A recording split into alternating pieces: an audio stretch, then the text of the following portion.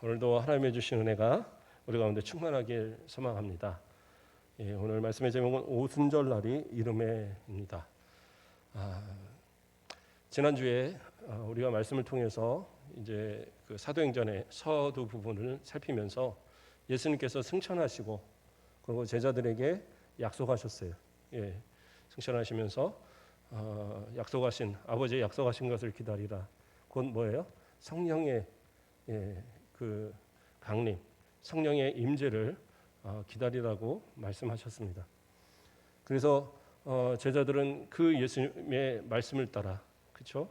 그 예수님의 말씀을 따라 모여서 기도하기 시작합니다. 그들이 모여서 기도할 때에 다락방에 함께 모여서 기도를 하는데 그때의 인원을 어느 정도로 얘기하느냐? 약 120명이라고 이야기합니다. 그게 이제 사도행전 1장 15절에 나오는데요. 모인 무리 수가 약 120명이나 되더라. 그때 베드로가 그 형제들 가운데 일어서도 이르되 이러면서 그 120명의 사람들이 다락방에 모였다라고 나옵니다. 그러니까 상당히 많은 숫자죠. 120명이 모였다 그러면. 그러니까 이 120명이 모인 이 집은 상당히 넓은 집입니다.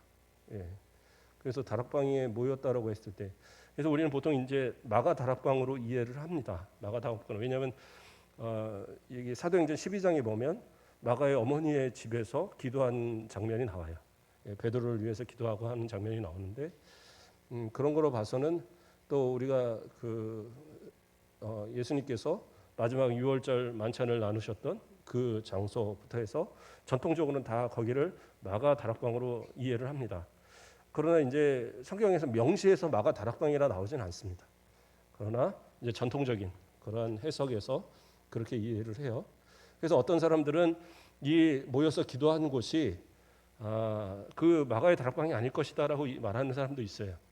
성전에 모이기에 힘쓰고 그랬던.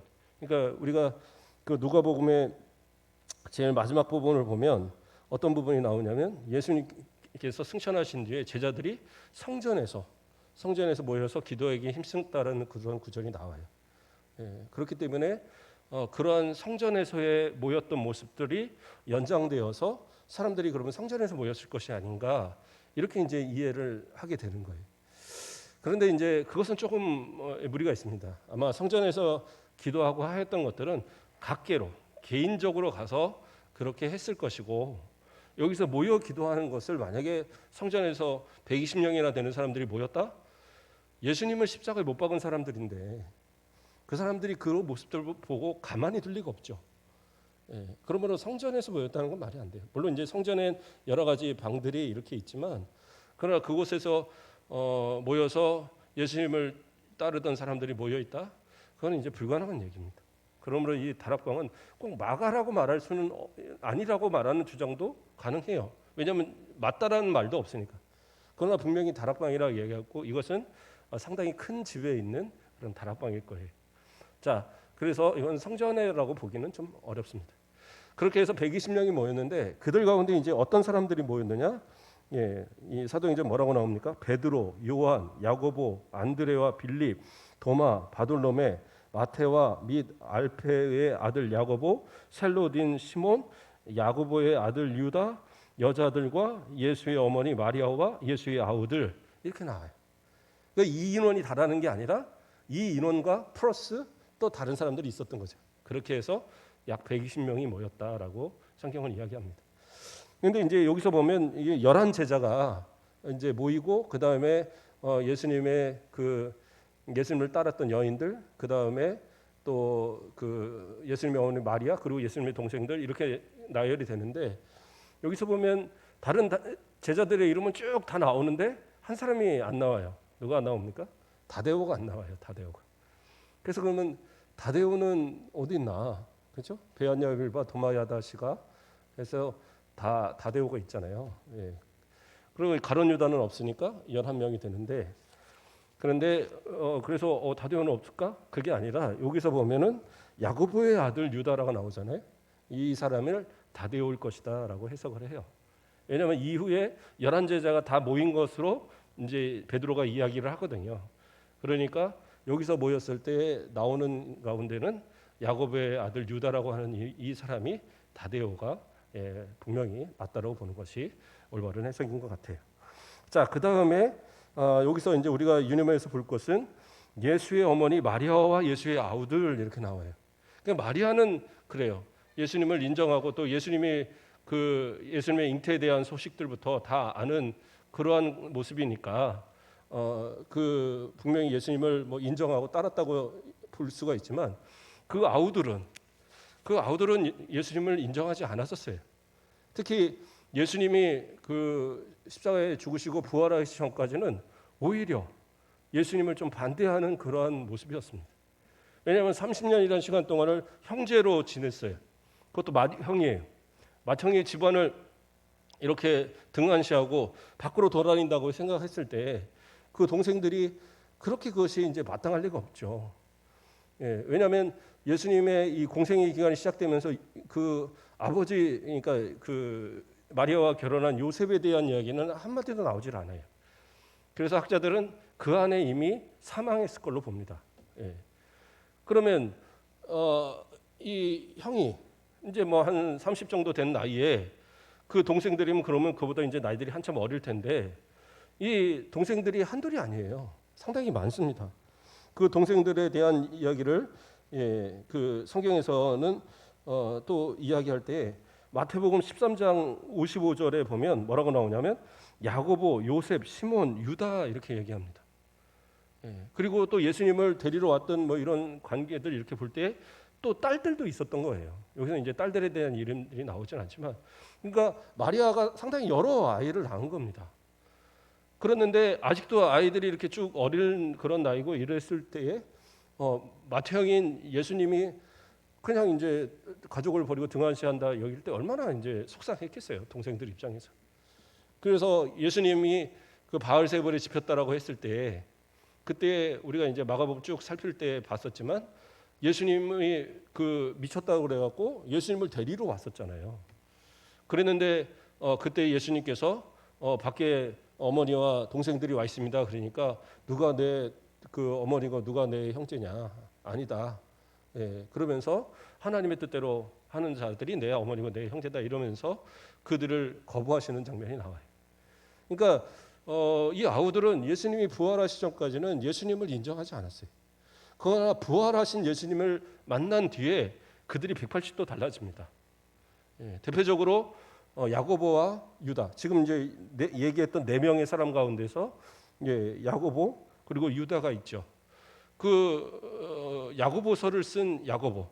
그러니까 어떤 분들이 오해해서 야고보가 사도인 것으로 착각을 합니다. 아니요, 야고보서를 쓴 야고보는 사도가 아니에요. 예수님의 동생 야고보입니다. 예수님의 동생 야고보. 그런데 예수님의 동생 이 야고보가 자신을 뭐라고 소개를 하느냐? 야고보서 1장 1절을 보면 하나님과 주 예수 그리스도의 종 야고보는 이렇게 나와요. 그러니까 자신이 이제는 예수님을 형이라고 부르지 않아요. 뭐라고 그래요? 자신은 하나님과 예수 그리스도의 종이다라고 고백을 합니다. 그러니까 더 이상은 인간적인 관계가 아니다라는 것을 그는 분명히 알아요. 자신의 육신의 형이 아니라 예수님은 영존하신 하나님이시고 하나님의 아들이신 예수님이신데 그가 성육신하여서 이 땅에서 살아가시고 그리고 죽으시고 부활하셔서 승천하셨다는 사실을 그의 눈으로 다 바라보고 그리고 체험했기 때문에 부인할 수가 없는 거예요. 그러니까 그는 뭐라고 고백해요? 예수님을 하나님과 예수 그리스도의 나는 종이다. 그러니까 나의 주로 고백하는 그러한 모습이 되었다는 거죠. 또 이후에 베드로를 이어서 예루살렘 교회의 감독으로서 상당히 성도들을 믿음으로 이끄는 큰 역할을 감당한 사람이 바로 이 야고보입니다. 그리고 이어서 또 유다서가 나오잖아요. 요한계시록 바로 앞에 나오는 유다서 1장짜리. 그 유다서를 쓴 유다도 마찬가지로 예수님의 동생 유다입니다. 거기서는 또 뭐라고 얘기합니까? 유다서 1장, 그러니까 한 장밖에 없죠. 그 1절을 보면 예수 그리스도의 종이요 야고보의 형제인 유다는 이렇게 나와요. 그러니까 자신도 예수 그리스도의 종이라고 고백하고 그리고 자기를 신분을 구별할 수 있는 건 뭐예요? 야고보의 동생이다라고 얘기하는 거예요. 그러니까 예수님의 동생이라고 말하지 않아요. 그러니까 야고보는 하나님과 예수 그리스도의 종인 나 야고보고 그 다음에 유다는 예수님의 종이고 나는 야고보의 동생이다, 형제다, 이렇게 얘기를 하고 있는 거예요.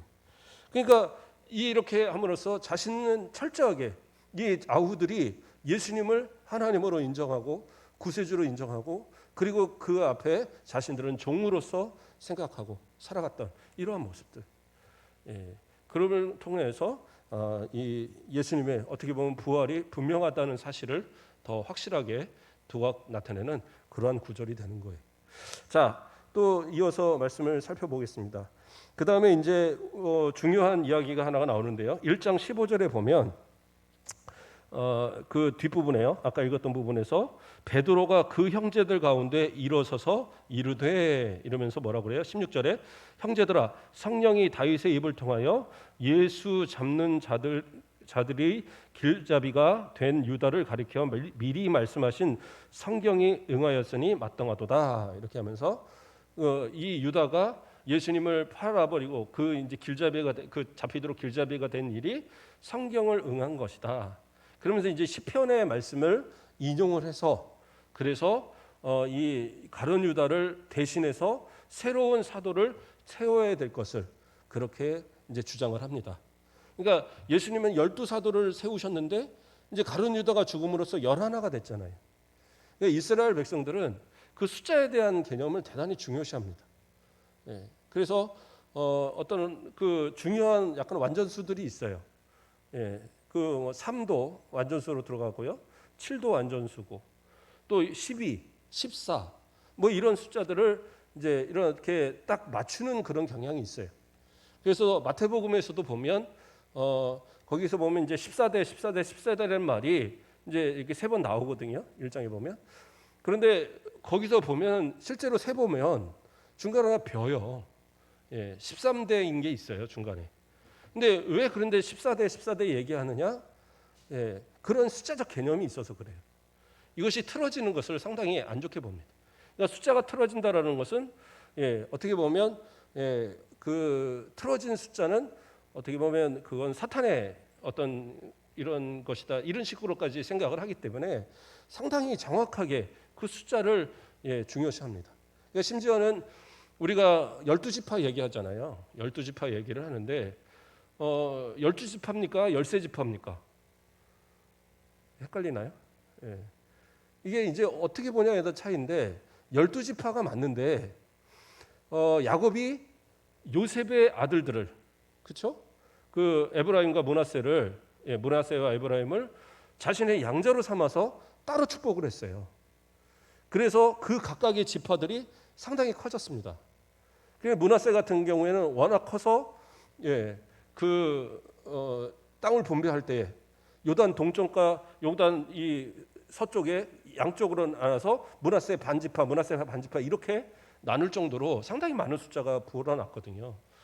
그래서 나중에 그 에브라임 지파하고 므낫세 지파가 그 여호수아한테 우리 땅이 너무 부족하다, 더 달라. 그러니까 너희가 가서 땅을 개간하라 이런 얘기를 이제 하잖아요. 우리가 이제 그 여호수아서를 우리 살필 때도 봤었지만 그러므로 상당한 그 숫자들입니다. 그래서 어쨌든 그게 각각의 지파를 이루었어요. 그렇기 때문에 그 레위 지파까지 합치면 13지파가 되는 겁니다. 근데 성경은 언제나 12지파라고 얘기를 해요. 그럼 어떻게 12지파라고 계산을 하느냐? 레위가 들어갈 때는 이 에브라임 지파와 므낫세 지파를 하나로 봐요. 그래서 요셉 지파라고 얘기를 하고 레위 지파를 빼고 계산할 때는 각각 에브라임 지파와 므낫세 지파라고 따로 이렇게 분리해서 얘기합니다. 그렇게 하는 이유가 뭐냐? 12라는 숫자를 맞추기 위한 거예요. 그게 상당히 강합니다.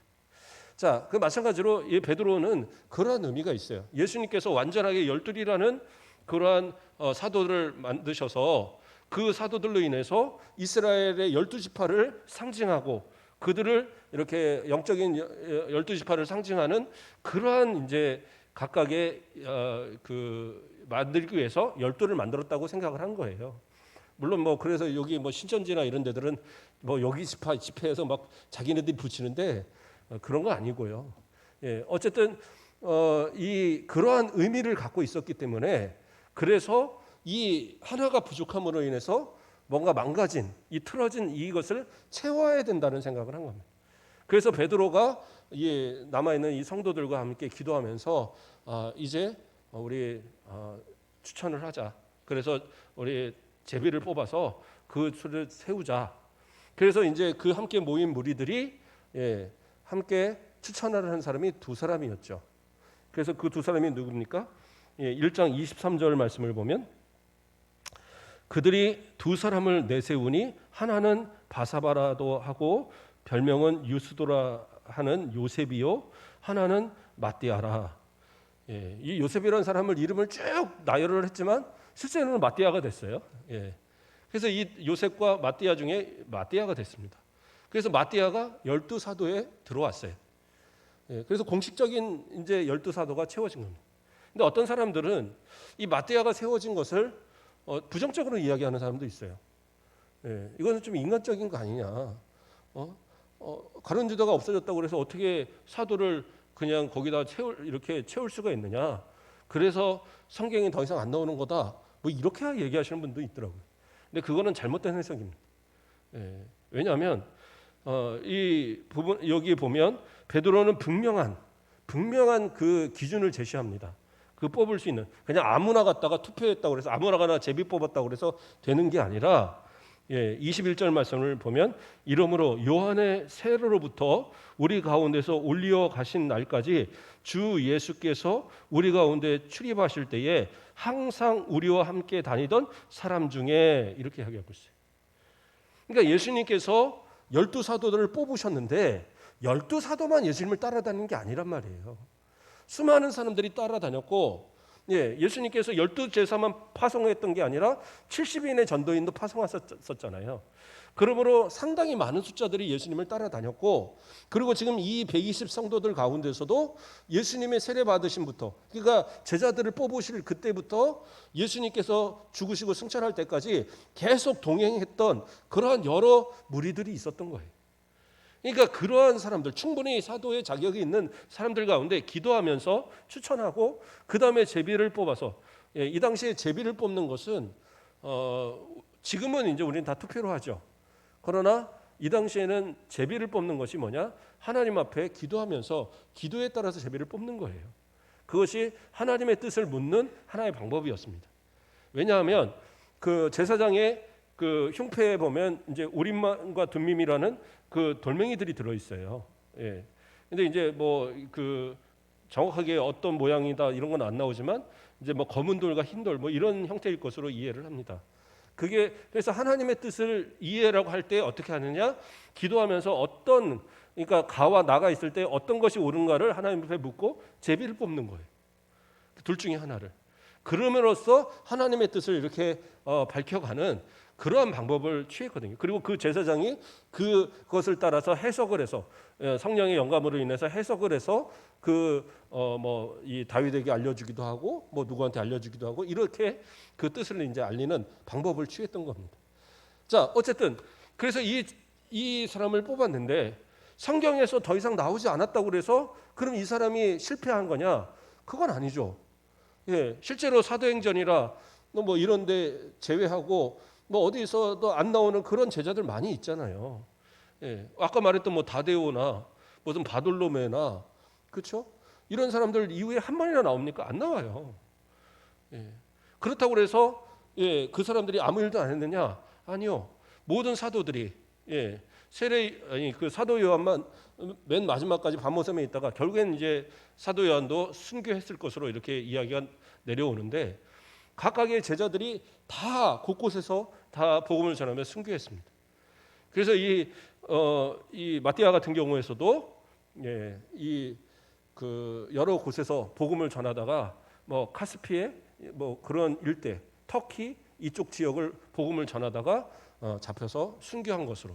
그래서 어떤 이들은 이제 여러 죽음의 형태가 있는데 도끼에 맞아 죽은 걸로 이렇게 나려오더라고요. 그래서 다데오를 표현할 때는 도끼로 만든 이렇게 X자 뭐 십자가를 표시한다 이렇게 나오더라고요. 제가 찾아보니까. 그럼으로써 충분히 사도로서의 역할을 잘 감당하고 복음에 순종했던 그런 모습입니다. 그러니까 성경에서 더 이상 안 나온다고 해서 우리가 이렇게 뭐 함부로 판단하거나 그럴 건 아니에요. 자, 어쨌든 그래서 12사도를 세워놓고 그 다음에 이제 그들이 한 것이 뭡니까? 하나님 앞에 모여서 기도를 했죠. 기도를 하는데, 자 2장 1절 말씀을 보면 이제 오늘 읽는 본문입니다. 오순절 날이 이름에 그들이 다 같이 한 곳에 모였더니 이렇게 나와요. 그래서 성경을 이렇게 쭉 보고 제가 주석들을 쭉 찾아보는데, 우리는 이제 보통 생각하기에 예수님이 그 승천하시고 그 다음에 제자들이 다락방에 모여서 주구장창 떠나지도 않고 계속 기도만 했을 거로 자꾸 상상을 하잖아요. 그러나 제자들이 과연 오순절날 예수님이 오실 것을 알았을까? 몰랐죠. 네. 몰랐는데 거기서 뭐 계속 아무데도 안 가고 다 모여서 있다 그러면 그건 말이 안 되잖아요. 뭐 열흘 동안 금식하고 살았을 것도 아니고, 예수님이 만약에 뭐 한 40일, 50일, 뭐 한 100일 막 걸렸으면 그러면은 뭐 다 굶어 죽었게요. 예. 그래서 이거는 맞지는 않습니다. 그러니까 개인적인 어떤 활동들을 하면서 그 남는 모든 시간을 다 기도에 힘썼던 거예요. 그렇게 보는 것이 올바른 해석인 것 같아요. 그래서 2장으로 넘어가면서 뭐라고 해요? 오순절 날이 이름에 그들이 다 같이 한 곳에 모였다. 그러니까 앞에서 기도했던 것과 그 다음에 한 곳에 모인 것이 이제 또 다시 이제 이야기가 되고 있는 거예요. 그래서 이때는 언제입니까? 오순절이 되었기 때문에 그때는 이제 일들을 하지 않습니다. 예, 왜냐하면 오순절 그 행사를 지켜야 되고 그렇기 때문에 사람들이 다시 모여서 이 기도하는 사람들이 다 모여서 기도했을 것으로. 그래서 제가 주석들을 쭉 찾아보니까 어떤 주석에서는 오히려 120명보다 훨씬 많은 인원이 모였을 것이란 그런 주장도 있더라고요. 왜냐하면 오순절 날이 되면 각지에 흩어졌던 사람들이 살던 사람들이 하나님 앞에 나와서 제사를 드리기 위해서 모이거든요. 심지어는 다른 나라에 있는 사람들까지도 다 모여요. 그것이 왜냐? 하나님께서는 3대 절기, 그렇죠? 우리가 잘 아는 대로 유월절, 그렇죠? 그리고 뭡니까? 뭐 오순절도 있고 또 맥추절도 있고, 맥추절, 오순절 이렇게 되죠. 이 3대 절기만큼은 무조건 하나님 앞에 나와서 다 제사를 드리고 예배를 드리도록 명령했잖아요. 그렇기 때문에 많은 사람들이 각지에서 모여들었을 것이고, 또 예수님의 승천 이후에 각 자기의 고향으로 내려갔다는 사람들까지도 오순절 날이 되었을 때 모였을 것이다, 이렇게 주장도 하더라고요. 그러니까 몇 명이 되었는지는 정확하지 모르지만 앞에서 이야기했던 120명 이상의 사람들이 모였던 것은 사실인 것 같아요. 자, 그렇게 모여서 기도하였습니다. 기도하는 가운데에 어떤 일이 일어납니까? 오순절 날이 이름에 그들이 다 같이 한 곳에 모였더니 그 다음에 호련히 하늘로부터 급하고 강한 바람 같은 소리가 있어 그들이 앉은 온 집에 가득하며, 그러면서 2장 1절 그러니까 2절 서두에서 뭐라고 나와요? 호련이라고 나옵니다. 그 호련이라는 말은 뭐냐? 갑작스럽게 일어났다는 거예요. 그러니까 누구도 임재하지 못했어요. 성령이 지금 임하실 거라는 것을 누구도 깨닫지 못했어요. 그러나 그들이 순식간에 성령의 임재를 딱 보는 그러한 역사가 일어났던 겁니다. 그러니까 우리 성도들도 그런 것 같아요. 오전에도 제가 설교하면서 그런 얘기들을 했지만, 하나님 앞에 내가 수고하고 기도하고 내가 예배하는 그러한 가운데에 어느 때에 주님 오실지 모르잖아요. 그러니까 항상 깨어있고 준비되어 있는 그런 모습이 필요한 것 같아요. 예. 그냥 여기서 같이 열심히 잘 기도하던 사람이 이날 모여서 기도하는 이때에 그냥 나 이제 좀 몸이 안 좋아서 좀 쉴까? 나 좀 하는 일들이 많아서 오늘은 좀 빠져야지. 이런 모습이었다고 한다면 이 자리에 동참할 수 있겠냐는 거죠. 기도하는 이 자리, 하나님 앞에 작정하고 기도했던 이 자리를 지켰기 때문에 그 가운데 하나님의 성령의 역사를 누리는 거예요. 모르잖아요. 몰랐어요. 알았다면 다 모였겠죠. 어떤 분들은 나가서 전도하면 그런 얘기해요. 나중에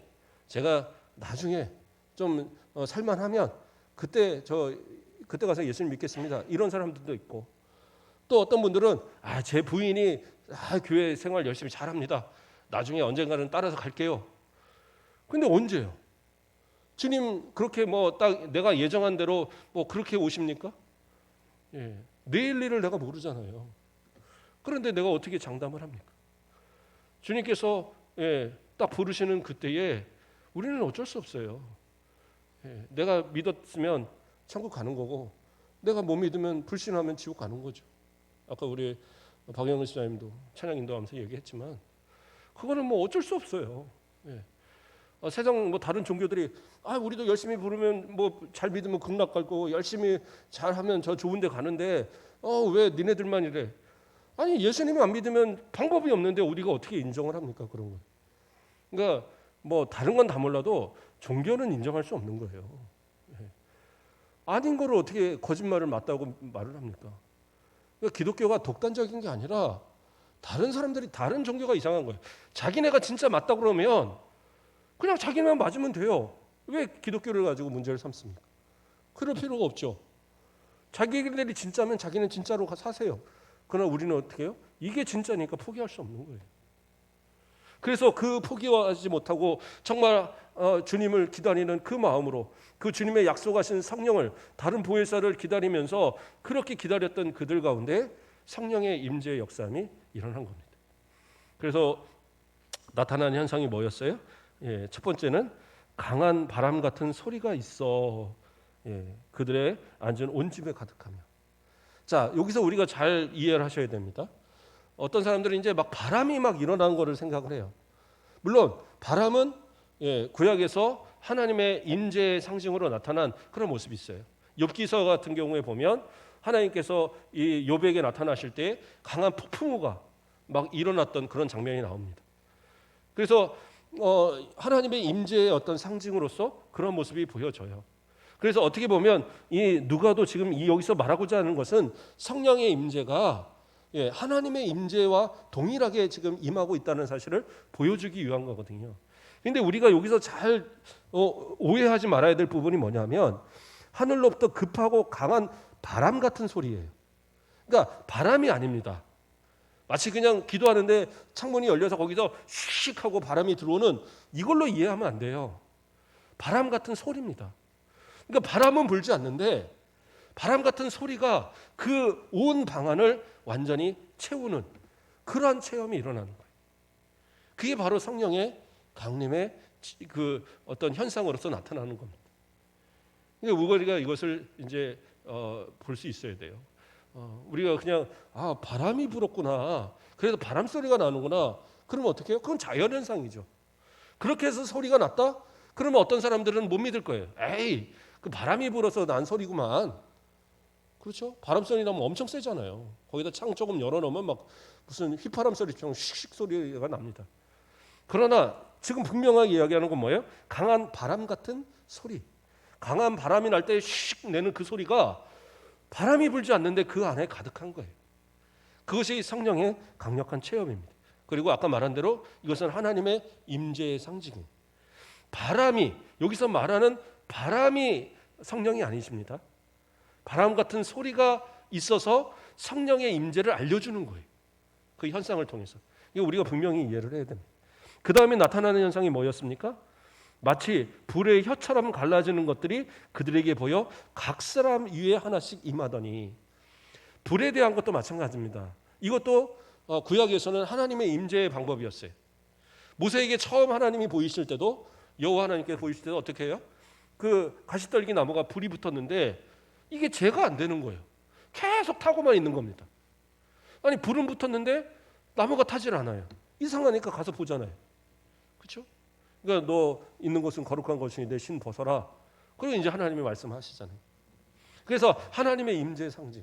마찬가지로 또 시내산 그 계명을 받으러 올라갈 때에도 그때 이제 하나님께서 그 화염 가운데 큰 그 빽빽한 구름과 화염 가운데 그때에 이제 하나님께서 임재하시고 말씀하시는 장면이 나오잖아요. 그래서 구약에서의 이 불은 하나님의 이 임재의 상징을 보여주는 거예요.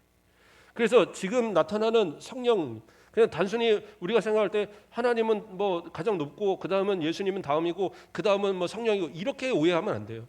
하나님도 성부 하나님, 성자 하나님, 성령 하나님이세요. 삼일체 하나님으로서 모든 동등함을 다 가지신 모든 것에 있어서 차별이 없는 동등하신 분들입니다. 그러나 그 가지신 그 사역이 다른 거예요. 각각의. 그래서 성부는 계획하시고 성자는 성취하시고 성령은 적용하시는 그 이 관계의 그런 어떤 일의 그 사역의 차이가 있는 거지 모든 능력과 모든 것에 있어서는 동등하신 분들이에요. 그렇기 때문에 여기서 성령의 임재의 모습을 하나님의 임재의 모습과 동일하게 누가는 표현하고 있는 거예요. 물론 실제적으로 그렇게 나타났던 것을 기록하고 있는 거죠. 자, 이러한 지금 체험 가운데 나타나는데 여기서 또 우리가 생각해 봐야 합니다. 불의 혀 같은 것이 갈라져서 각각의 사람에게 임했습니다. 근데 이것이 시각적으로 보였어요. 앞에서는 귀로 들었습니다. 이거는 시각적으로 보였어요. 그러니까 이것은 실제적으로 이러한 모습이 있었다라는 것을 보여주기 위한 거예요. 이것은 뭐 누가 만들어내거나 이게 아니라 그들이 직접적으로 체험했어요. 그렇게 해서 소리로 들었고 그리고 눈으로 봤습니다. 그것을 표현하는 거예요. 근데 이제 어떤 사람들은 또 오해하는 것이 그러면 성령은 또 앞에서처럼 성령은 바람인가? 아니 성령은 불인가? 이런 오해를 해요. 그게 아니에요. 성령께서 인재하셨다는 사실을 그리고 각 사람 안에 성령의 세례로 임하셨다는 사실을 보여주는 상징이지 불이라고 오해를 해서는 안 돼요. 성령은 불이 아니세요. 이해하시죠? 예. 하나님께서 불 가운데 임하셨다고 하나님이 불이십니까? 아니시잖아요. 마찬가지입니다. 성령님은 보이시지 않은 영이시기 때문에 우리의 눈으로 볼 수 없지만 가시적으로 임했다는 사실을 보여주기 위해서 약속한 성령이 임하셨다는 사실을 보여주기 위해서 불의 혀같이 갈라지는 모습을 보여주신 거예요. 그러니까 옛날에 어떤 부흥 강사님들은 맨날 기도시키면 불 봐야 된다고 불 받아라고 불 봐야 된다고 그러고 뭐 불이 들어오면 막 뜨거워야 된다고 그러고 막 그거는 이제 잘못된 겁니다. 물론 이제 성령의 체험을 따라서 막 불같이 느끼는 분들도 있기도 하겠지만 그걸 제가 부인하는 게 아니라 눈으로 꼭 불이 보여야지만 내가 성령의 체험을 하고 성령이 내게 임한 거다. 이거는 완전히 그렇게 주장하는 분들이 있으면 사실 이단이에요. 이단. 그런 거에 속으면 안 돼요. 불같이 임하는 성령이 보이는 것이 아니라는 건 아닙니다. 그러나 그것을 무조건 그렇게 얘기를 하면 그거는 가짜예요. 그렇게 단정져서 이야기하면 안 됩니다. 자, 단적인 예로 예전에 이제 저희 할머니가 그러셨다고 그러더라고요. 할머니가 그것도 이제 저희 사촌 큰형님한테 들은 얘기지만 할머니가 예전에 해주신 얘기래요. 시골에서 열심히 이제 교회 가서 기도를 하는데 중간에 난로 있잖아요. 난로 옆에서 쭉 기도하는데 막 이 뜨거워 오는 거예요. 야, 드디어 성령이 임하셨구나. 나도 성령 받았구나. 그리고 주여 하고 기도하는데 너무 뜨겁더래요. 이상하다. 보니까 옷구름이 옛날에 그 한복식으로 옷구름이 이게 이제 난로에 불이 붙어갖고 쭉 타 들어오는 거를 그걸 모르고 그래갖고 뭐 여기 화상도 좀 있고 그러셨다는 옛날 전설을 얘기하셨다고 그러더라고요. 네. 그러니까 그런 거에 오해해서는 안 돼요. 성령은 그렇게 임하시는 게 아니에요. 내가 예수 그리스도를 나의 구주로 고백하면 이미 성령은 내게 임하신 거예요. 내 안에 계셔서 나로 인하여 내가 다시는 세상으로 나가지 않도록 날 붙들어 주시는 거예요. 그런데 제가 항상 얘기하는 게 뭐예요? 내가 성령 세례 받은 거, 다시 말해서 내 믿음과 내가 정신적으로 믿는 거를 이것을 믿음이라고 착각해서는 안 돼요. 진짜 믿음은 뭐냐? 성령이 내게 임하셔서 나로 부인할 수 없는 내 가운데 진짜 믿음을 갖게 하는 것이 그런 것이지 내 입술로 나는 믿어요. 나는 예수님 믿어요. 그렇다고 해서 그게 믿음 아니에요. 입으로 시인하지만 그 시인은 어떻게 해요? 내 안에서 믿어진 것이 고백되는 것이 진짜 믿음의 고백이지 내가 뭐 주님한테 주여 주여 이런다고 해서 구원받는 게 아니잖아요. 예수님도 분명히 말씀하셨고 그것이 뭐예요? 진짜 믿음은 내 안에 성령이 계셔서 성령이 내주하심을 통하여서 그 믿음이 고백되어지는 것. 그 믿음은요 결코 버려지지 않아요. 그래요. 잠시 미혹돼서 세상 가운데 잠깐 겉돌 수도 있어요. 그러나 성령의 내주하심을 체험한 그들은 결국엔 하나님이 이끌어내세요. 그래서 마지막 가는 순간 예수 믿고 다시 천국 갈 수 있도록 그렇게 만드신단 말이에요. 그런 체험들이 분명히 보게 됩니다. 이 마지막 순간에 정말 그렇게 예전에 제가 뭐 거의 한 20년 전에 있던 교회인 것 같아요. 한 그 분이 권사님이 지금 돌아가셨는데 그 권사님이 암으로 이제 투병하게 된 겁니다. 암으로 투병을 하게 돼서 그런데 그 권사님의 어머니가 나이가 많으신데 교회를 안 나가시는 거예요. 그렇게 해도 딸들 피폭하고 안 다니셨는데 딸이 아픈데 뭐 딸이 아픈 건 둘째치고 어머니가 또 이제 아프게 된 거예요. 어머니가 병원에 입원하셨는데 그 아픈 딸이 어머니한테 찾아가서 어머니 예수 믿어야지 천국 가요. 그러니까 그 늙으신 어머니가 그 딸의 말에 아 그래? 진짜 예수 믿으면 돼? 나 예수님 잘 모르는데? 아 그러면 그냥 예수님 도와주세요. 예수님 도와주세요. 이것만 좀 반복하세요. 그러니까 목사님 찾아가니까 아 저 열심히 기도하고 있다고. 저 예수님 도와주세요. 맨날 기도한다고 그 얘기를 하더라는 거예요. 예, 결국에 이제 그 어머니보다 그 권사님이 먼저 돌아가시긴 하셨는데 그 마지막 그 가기 전에 부모를 향해서 그렇게 전도하고 가는 모습이 참 복된 모습이죠. 그 모습도 어떠한 계기를 통해서든 간에 하나님이 부르실 때 불러주세요. 그러나 어떤 사람들은요 정말 아무리 얘기를 하고 아무리 앞에서 뭐 눈물 흘리건 아무 필요 없어요. 끝까지 안 되겠다 하는 사람은 안 되는 거예요. 그게 뭐예요? 그게 성령이 내주하시는 역사의 차이인 거예요. 하나님께서 택하신 백성은 분명히 성령께서 내주해서 이끌어 가시지만 하나님이 택하시지 않은 자들, 성령이 내주함이 없는 자들은 예수를 믿고 싶어도 믿을 수가 없어요. 그 마음의 뜻대로 되는 게 아니거든요. 자, 다시 말씀으로 들어갑니다. 그래서 성령의 이 체험을 통하여서 어떻게 해요? 성령이 임하시는 그러한 가시적인 역사로 보여주셨어요. 그래서 이것은 단회적인 겁니다. 이러한 역사가 계속 반복되는 게 아니에요. 근데 우리는 자꾸 착각을 합니다. 오순절 다락방의 역사가 지금도 막 반복하는 것처럼. 왜 그러냐? 오순절파들이 그렇게 가르쳐서 그래요. 순복음 계열들. 이쪽에서는 이때 이 사건을 성령님의 강림의 사건으로 보지 않아요. 그냥 성령 충만의 사건으로 봅니다. 그래서 성령님이 여전히 지금도 기도하면 내렸다가 갔다 왔다를 반복하는 것처럼 이렇게 얘기를 해요. 이게 어떻게 보면 믿음적으로는 도전을 갖게 할 수 있어요. 내가 믿음 약해지면 성령이 나를 버리고 떠나가려면 안 되지. 그러니까 떠나가지 않도록 내가 열심을 잘해야지. 더 막 기도해야지. 더 전도해야지. 이럴 수는 있지만 그 신앙은 상당히 불안한 신앙이잖아요. 그렇게라도 믿어서 천국 가면 천국 가는 거예요. 그걸 부인하는 게 아니에요. 그러나 마치 성령이 내게서 떠나갈까 봐 막 두려워서 벌벌 떠는 그러한 신앙으로 신앙생활을 하는 것이 과연 그것이 행복한 신앙이냐? 그건 아니에요. 그러니까 성경을 잘못 이해하면 그런 신앙에 가는 거예요. 그리고 내 노력 갖고 하다 안 되면 아이고 나는 안 되는가 보다. 내가 언제부터 예수님 믿었다고. 그리고 세상으로 나가버린단 말이에요.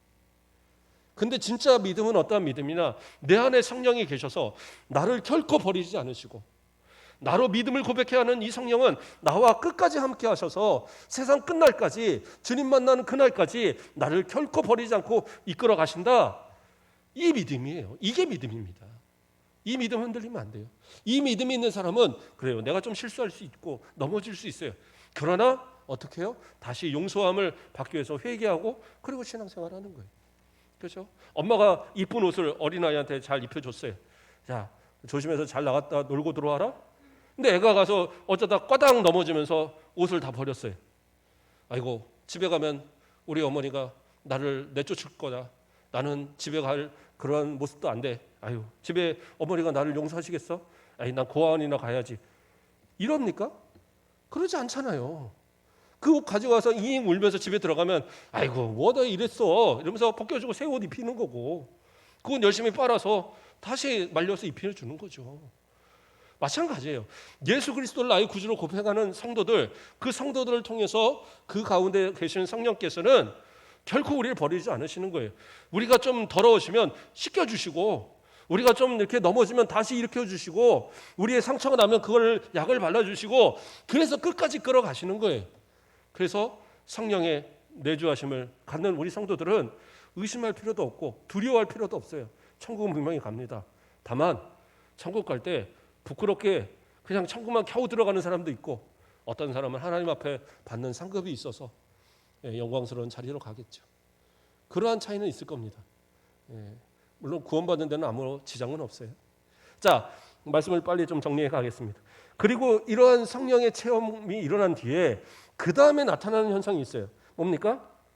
그 다음에 3절로 그렇게 이야기하고 4절에 가서 보면 그들이 다 성령의 충만함을 받고 성령이 말하게 하심을 따라 다른 언어들로 말하기 시작하니라. 여기서 뭐라고 그래요? 성령의 충만함을 얘기합니다.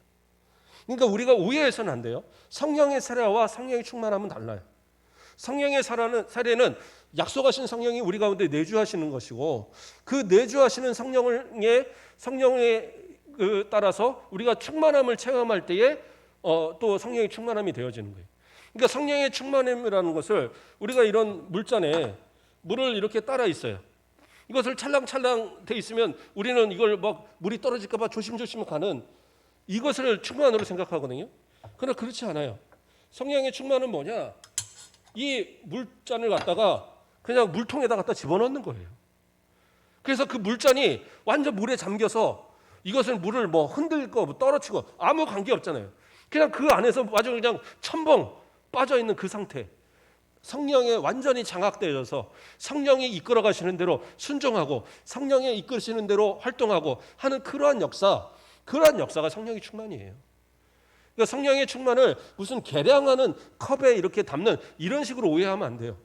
성령의 충만은 내가 성령께서 내주하시는 성령께서 나를 완전히 장악하도록, 그래서 내가 하나님의 말씀대로 순종하고 완전히 맡기고 살아갈 수 있도록 그렇게 역사하는 것이 바로 성령의 충만함입니다. 그러므로 이 성령의 충만은 때로는 내가 믿음에서 좀 연약해질 때, 그렇죠? 그때는 또 성령의 충만이 좀 사라질 수도 있어요. 사라졌다기보다는 뭐예요? 좀 작아지겠죠. 그때는 내가 또 옛날에는 열심도 하고 옛날에는 참 그렇게 잘했는데 아이고 지금은 또 이렇게 연약하네. 그러면 어떻게 해요?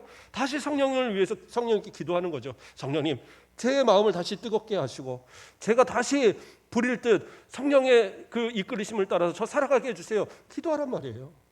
그러면 그 기도에 따라서 나를 다시 뜨겁게 하시는 거예요. 예배를 사모하고 기도를 사모하고 하나님 앞에 헌신을 사모하고 충성하고자 하는 마음을 막 뜨겁게 하시는 거예요. 그래서 성령의 충만은 반복될 수 있어요. 그러나 성령의 세례는 단 한 번으로서 일어나는 거예요. 그리고 마찬가지로 성령의 강림 사건, 이 오순절 다락방의 사건은 예수님의 약속을 따라서 한 번 이루어지는 겁니다. 이것은 더 이상 반복되지 않아요. 이걸 반복되고 말하는 사람들은 그건 잘못된 성경 해석이고 어쩌면 이단에 가까운 해석들입니다. 그런 해석에 따르면 안 돼요. 자, 어째선 그래서 나타나는 현상이 여기서 방언이 나타납니다. 여기서의 방언은 우리가 지금 말하는 방언은 아니에요. 여기서는 어떻게 하는 거냐? 다른 언어들을 말하는 거예요. 그러니까 뭐 그냥 쉽게 얘기하면 제가 설교를 하는데 이 가운데 만약에 경상도 분이 하나가 와서 앉아 있다 이거예요. 경상도 분이 듣는데 목사님 경상도 사람인가 보네. 왜? 자기네 말로 들리는 거예요. 함경도 사람이 앉아서 듣는데 목사님 뭐 친척 중에 함경도 사람 있나 보네. 그렇게 들리는 거예요. 이제 그런 역사입니다. 예, 이건 좀 다음 주에 더 좀 살펴보겠습니다. 그러나 어쨌든 그래서 어떤 그런 은사적인 부분들, 은사가 나타났는데 이것의 이유는 뭡니까? 이것이 뭐 그래서 성령 받았다는 증거가 방언이니까 방언 안 하면 성령 못 받은 거고, 이건 다 새빨간 거짓말들이에요. 여기서 방언이 나타나는 이유는 뭡니까? 예수님께서 약속하셨던 1장 8절에서 어떤 말씀이 있었습니까? 오직 성령이 너희에게 임하시면 너희가 권능을 받고 예루살렘과 온 유대와 사마리아와 땅 끝까지 이르러 내 증인되리라. 복음의 증인될 것에 대한 그러한 약속을 하셨잖아요. 그러므로 성령이 역사하면서 거기서 방언이, 다른 나라의 말들이 그냥 나는 내 말로만 하는데 그들에게 듣기에 다른 나라 말로 막 들리는 거예요. 그러므로써 어떻게 해요? 복음이 예루살렘에 찾아온 모든 사람들에게 예수 그리스도의 복음이 전해지는 역사가 일어나잖아요. 이것이 바로 예수님의 약속하셨던 성령이 임하심으로 해서 나타나는 능력의 역사인 거예요. 다시 말해서 성령의 역사는 여기서 무엇으로 나타납니까? 복음의 전파로 나타나는 거예요. 복음을 전하기 위한 그 역사로서 성령은 역사하십니다. 그러니까 성령께서 은사를 주시는 것은 복음을 위해서 은사를 주시는 거예요. 그래서 그것이 꼭 방언만은 아닙니다. 여러 가지 형태로. 그래서 고린도전서에서는 여러 가지 형태가 나오잖아요. 예언도 있고 믿음도 있고 지식도 있고. 그러니까 우리가 은사라고 깨닫지 못해서 그렇지 이미 성령의 충만함, 성령의 세례 받은 이들에게는 성령의 충만함을 따라 은사들을 다 가지고 있는 거예요. 내게 어떤 은사가 있는지 내가 모를 뿐이죠.